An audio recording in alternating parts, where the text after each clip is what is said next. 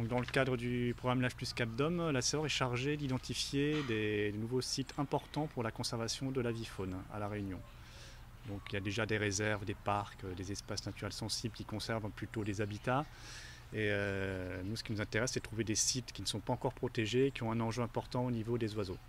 Donc en fait, on s'est basé sur des espèces qui sont rares ou vulnérables à l'échelle Réunion ou à l'échelle nationale française, voire à l'échelle européenne. Donc selon les différents niveaux, on a estimé qu'une espèce était plus ou moins en danger ou plus ou moins rare. Et on a établi une liste comme ça d'une vingtaine d'espèces qui sont a priori à protéger à La Réunion parce qu'elles ont une valeur importante communautaire européenne. Donc cette liste d'espèces, c'est surtout les espèces endémiques bien sûr et indigènes de La Réunion qui sont assez rares. Donc toutes les espèces protégées, tous les pétrels, les puffins, les hirondelles, les salanganes, tous les oiseaux forestiers endémiques. Donc nous avons déroulé un deuxième filtre en fait sur ces données pour classer, alors prioriser, classer, en fait tous ont une valeur importante, mais bon pour ceux il fallait détecter ceux qui avaient un enjeu le plus fort ou qu'il fallait mettre un peu en valeur, on a déroulé des critères tels que la richesse avifaunistique, parce qu'effectivement il y a peut-être un site de reproduction de busards de Maillard, mais il y a à côté aussi des passereaux forestiers et en plus peut-être un site de reproduction de paille en queue, donc ça peut être un site qui est très riche au niveau avifaune, ça a plus de poids. Donc à partir de ces différents critères, les différents filtres qu'on a ajoutés, on est arrivé à 8 sites qui se décrochaient un peu du lot en fait. 8 sites qui nous semblent a priori les plus urgents à mettre en protection. Il y a des zones humides, il y a la mare à poules d'eau, qui bien sûr contient des poules d'eau, des hérons, aussi des busards de Maillard et des faucons concolores qui ont été observés à plusieurs années. Un site qui est un peu particulier, c'est un couloir aérien, puisqu'il y avait parmi les critères la possibilité de protéger des goulets migratoires. Nous avons privilégié une espèce extrêmement rare qui est le pétrel noir de Bourbon.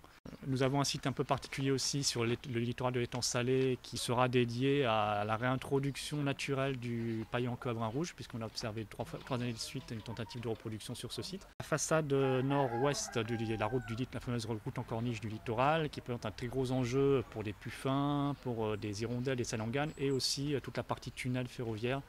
Donc là, au niveau des salanganes, il y a parmi les plus grosses colonies qu'on connaisse au monde en fait. Un site littoral qui est fréquenté par des nodibrins en tant que reposoir apparemment peut-être pour la reproduction aussi. C'est également un site assez rare parce que les nodibrins on les connaît sur l'îlot de la Petite Île, mais assez plus rarement au niveau de l'île principale de La Réunion. Nous avons le site de la Caroline à Brapanon qui est un site d'étude de l'ACEOR sur le busard de Maillard et sur lequel on a trouvé je peux dire des dizaines de nids de papangs, ce qui est quand même assez rare. Il y en a peut-être ailleurs, mais on ne les connaît pas. En tout cas, on est sûr que là, il y en a. Donc nous ne pouvons pas définir de site Natura 2000 ici. Donc il faudra trouver d'autres dispositifs pour protéger ces sites. Alors il y a en gros trois approches possibles à différents niveaux d'avancement. On a un premier niveau qui est bien avancé, c'est des sites qui sont déjà inclus dans du domaine forestier qui est géré par l'ONF.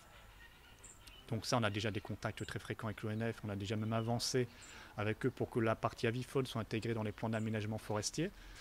Sur d'autres, il y a des terrains qui sont privés, sur lesquels les propriétaires ont déjà engagé des démarches un peu de conservation, c'est les temps de bois rouge par exemple, où le propriétaire avait permis d'établir une réserve volontaire, je crois, c'est un statut qui a malheureusement disparu depuis.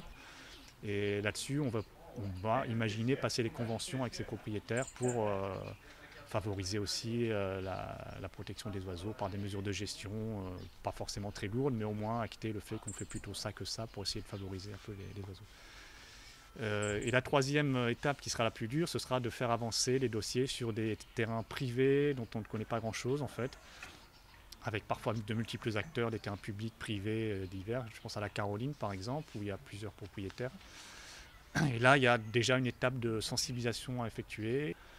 Et dès lors qu'on sentira que ça accroche et que les gens sont prêts à contribuer, ou le proposeront même peut-être eux-mêmes, on leur dira, écoutez, pour aller plus loin, on peut faire un conventionnement pour favoriser les bonnes pratiques agricoles pour la conservation de la nature. Donc il y a des dispositifs financiers, il y a des gestionnaires qui seraient prêts à intervenir sur place, etc. Donc ça sera l'étape suivante, sachant que ça ne va pas se faire très vite, mais ce serait en quelque sorte une réplication des sites Natura 2000 à La Réunion, sans les appeler comme ça, puisqu'on ne peut pas les appliquer ici.